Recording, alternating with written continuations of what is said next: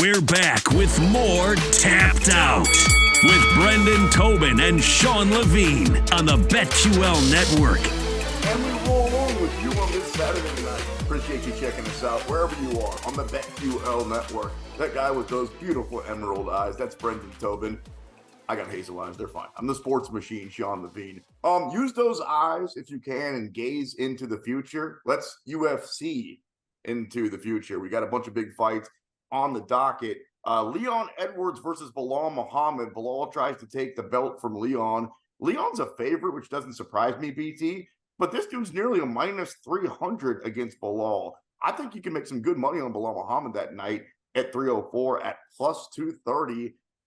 Leon never gets respect, so I'll just keep adding to that. But I just think Bilal's a bad matchup for him. Yeah, Bilal, and I think the interesting thing with this is it feels like Bilal's got a lot of disrespect coming into this, right? Like For years. Not only for years, but just typically with just this matchup because of the whole UFC 300 behind it, where it's like he was offered 3 different opponents, none of them were Bilal. You guys probably should have fought 2 months ago, but you didn't because nobody wanted to see you as a very vacant main event. So, yeah, Bilal's got some disrespect going to him. I'm with you. Leon seems a little bit too heavy of a favorite. I'll see what the method odds are that week. Maybe I'd take Leon by decision just because, we've seen this fight kind of. They matched up. Leon did look good in that first matchup up until the eye poke. So I think that's probably why it is leaning so much his way. But Bilal, to his credit since that performance, has looked really, really good. I mean, he's had some very, very impressive nights in the cage. So I think that there's a slight bit of disrespect going for Bilal in this fight because, he's one of these where I think that his grappling is great, but even the type of punishment that he can deal out on some of these guys is even better. His win over against Sean Brady, man, Sean Brady was probably on top of the world as far as a prospect was concerned, and he just absolutely bludgeoned him. That one wasn't even close. The Gilbert fight, maybe that's where some people are a little bit questioning it because that's one you probably should have finished Gilbert. Remember, Gilbert took 3 fights in 3 months. Yeah. And had 1 arm, and he wasn't able to finish him. So maybe that's where some of the shine is coming off Bilal, but still Gilbert Burns, man. Like it's not any kind of bum you're beating. So yeah, Bilal is an absolute live wire dog going into this matchup. Is Curtis Blades a live wire dog in the co-main event at UFC 304? He's plus 165 against my boy Tom Aspinall minus 200. I think Aspinall knocks him out.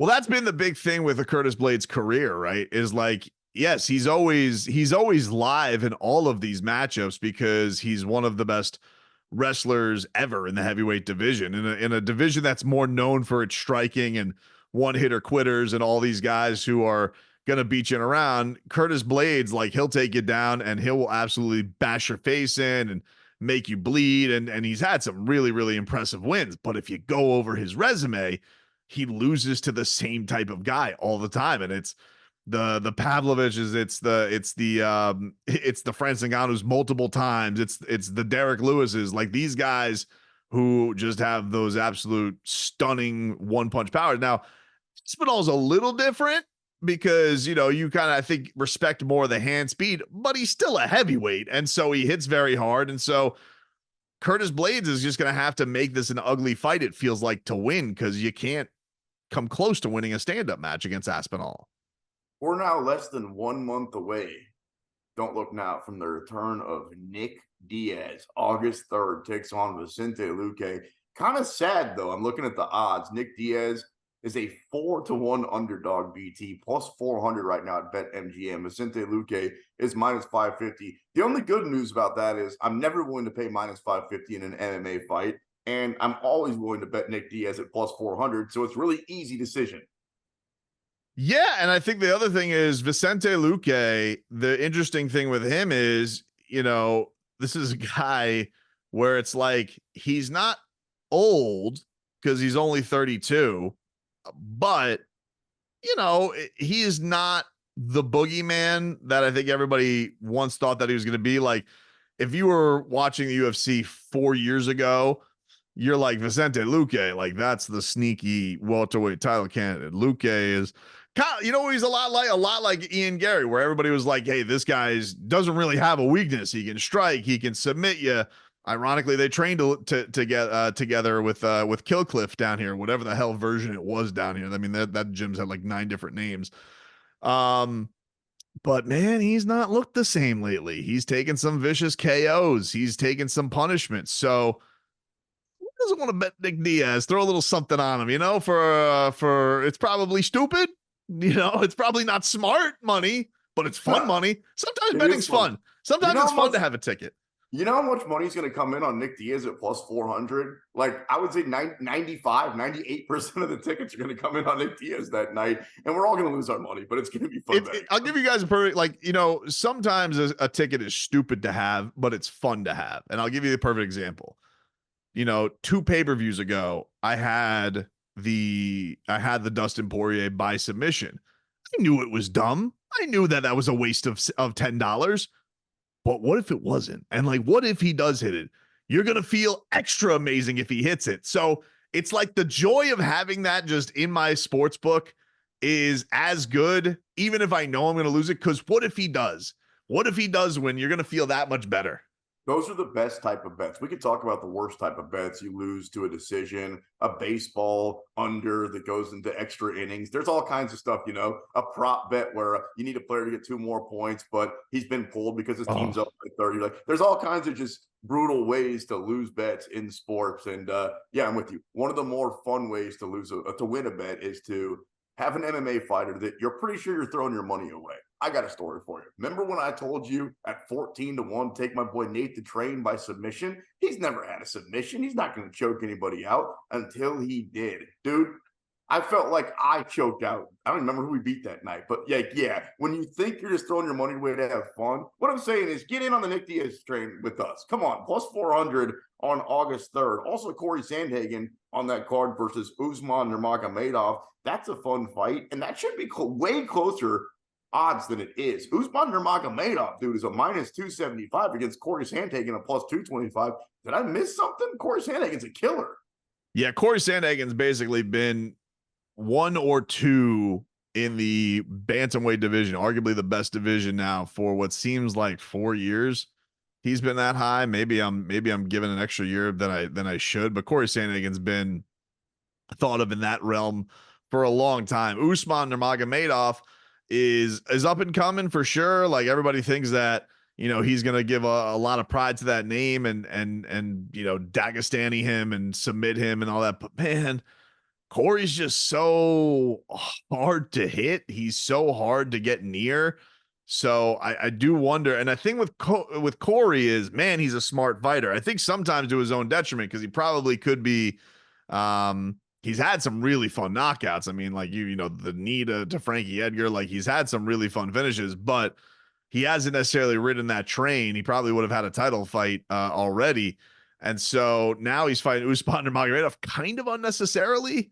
And you give him credit for that. But, you know, if anybody could figure out that Nurmagomedov riddle, I feel like he can do it. And especially I'm getting him at that value going into a matchup like this. Like, I know what it is. Like, when you have a distinct grappling advantage, we always tell you guys, betting wise, that's always going to lead to the odds being flipped in that behavior. I don't necessarily know if the talent discrepancy should have Corey Sandhagen at this kind of a dog for that night. So I'm very interested, but it's, I mean, like, your classical clash of styles going into this matchup.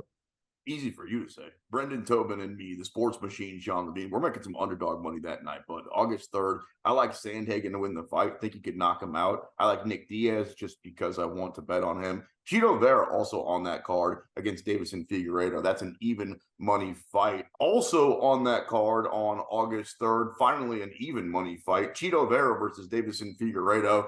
You've been waiting at some point for these guys to match up, right? Like, this is a fight that was bound to happen. I'm not sure that I've got to lean either way. Do you? It's tough, man, because Cheeto just hasn't looked like, you know, the head kick monster his last couple of matchups. I mean, first of all, I don't know what the hell his chin's made out of, because I still have the sound ringing in my head from UFC 299 when Sean O'Malley hits him right square in the chin. And I'm like, how how did he eat that? I don't understand. Put out a horse. Yeah, I don't I don't understand how he was able to survive that. But Davidson Figueiredo looked pretty good in his debut. Yes, it was against Cody Garbrandt, who, could be very much washed, even at his age. Yeah, no, he might be. He might be. I mean, he might be. I love Cody, but it was it was a good performance from Davidson. It was a right kind of debut. So I think I'm leaning towards Figueiredo. I think that, he's been in some pretty high stakes fights. He never really seems to change his style. Like, he knows who he is, doesn't get too overwhelmed. I don't think that he's going to be shaken by this moment. And Cheeto, my only thing with him, and this has been the big knock on him in any of these fights, is like, you just feel like you're going into these things and you're just like, all right, hopefully he can hit you with a head kick, because he's going to give away rounds. He is probably the slowest starter in the sport. And when I say slow, I mean like the race starts in round 1 and see it in round 3 if it's a 3-round fight. That's when I'll start getting going. Like, he just sits around, and I just think with Figueiredo, you're going to give him 2 rounds in the bank. That's a dangerous proposition. So I don't know if anybody's getting knocked out in this matchup, but it's just been frustrated by the way Cheeto fights. That's and we said that going to the O'Malley. Like, listen, he got to fight Sean O'Malley.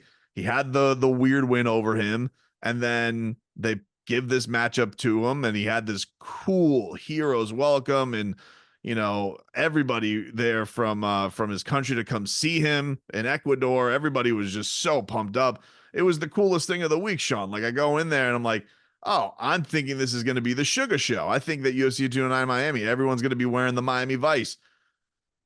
Wrong. All of Ecuador came to Miami to come see this guy. So he's very clearly got, he only needs one more win to put himself back on top, because everybody loves Cheeto, but I find myself very frustrated watching him fight. The Cheeto show sounds pretty cool. I mean, maybe not as good as the Sugar show, but the Cheeto show is not bad. All right. That's it for our Crystal Ball UFC Into the Future. Coming up next, we're going to keep talking about a bunch of upcoming fights that are already on the card right here on the BetQL Network.